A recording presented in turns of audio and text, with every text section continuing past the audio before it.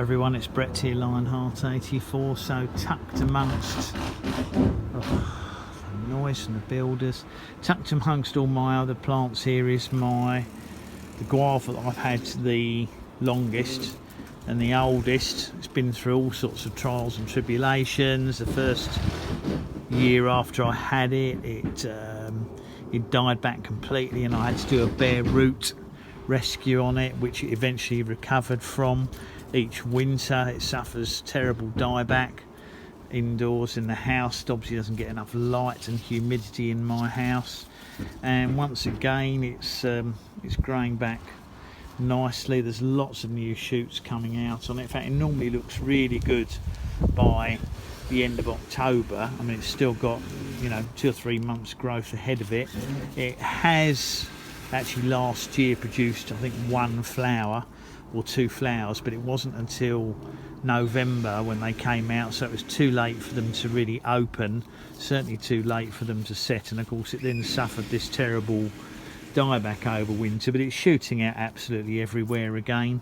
I'm sure the roots are okay. Got no way of knowing.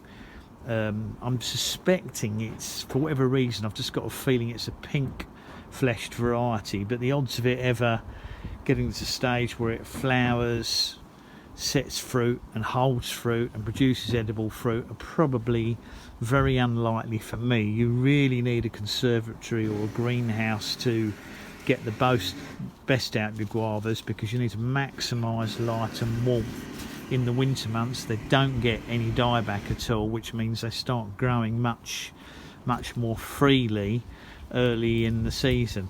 Now, although this one's not doing amazingly well, my tallest one, which is another one which is probably the same variety at the back there, you might just about to make out the leaves, actually has done much better, and it's probably got, unbelievably, it's probably got about 7 or 8 flower buds on it, which are quite a decent size. Unfortunately, we've had horrendously cool, miserable weather for the last couple of weeks. The temperature here for the last 2 weeks of July, daytime temperatures have been mostly between about 18 and about 21 centigrade, so between sort of like 65 and about 70 Fahrenheit, and that is not really enough to force the guavas into flower. They really could do with more heat than that. If we had a week's worth of lovely sunshine, I mean, the sun's come out now, but basically it's been overcast all day, but if we had a week's worth of sunshine and temperatures in the mid to high 20s, i.e. 75 to 80 Fahrenheit, I feel sure all the flowers on this large guava would open, and then I'd just try and hand pollinate them just to see if there's any chance of any of the flowers setting fruit. There's an outside chance they would,